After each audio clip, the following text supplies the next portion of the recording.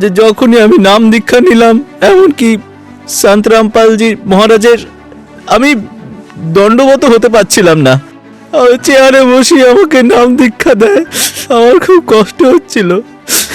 ওর পরই যেমনই নাম দীক্ষা হলো, স্যার মর্যাদার সাথে থেকে আমি যখন থেকে ভক্তি সাধনা করতে শুরু করি, তেমন ভাবে আমার শরীরে পাওয়ার আসতে আরম্ভ করলো, শক্তি পেয়েই গেলাম। আর আজ আমিও আপনাদের সামনে আমি দাঁড়িয়ে আছি, আমি চলতে পারি, আমি দৌড়তে পারি, আমি বাইক চালাচ্ছি, 4 চাকাও চালাচ্ছি, এখন আমি সব কাজ করতে পারি।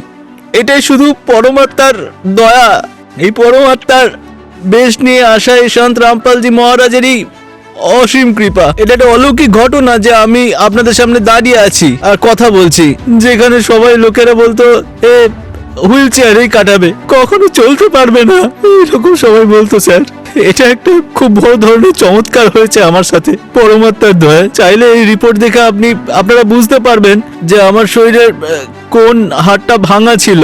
আপনারা দেখতে পারেন যে আমার এই শরীরের এক্সরে কোমরের, আপনারা দেখতে পারবেন এই দুটো হাড়ের মাঝে ফাঁক আছে। এটা জোড়া অবস্থায় থাকে, যেটা অ্যাক্সিডেন্টের জন্য ভেঙে দুটো আলাদা হয়ে গেছিল, পুরোপুরি আলাদা হয়ে গেছিল। আর এটার জন্যই, আর এটাই হলো শরীরের এমন একটা অংশ যেটার জন্য মানুষ দাঁড়িয়ে থাকতে পারে।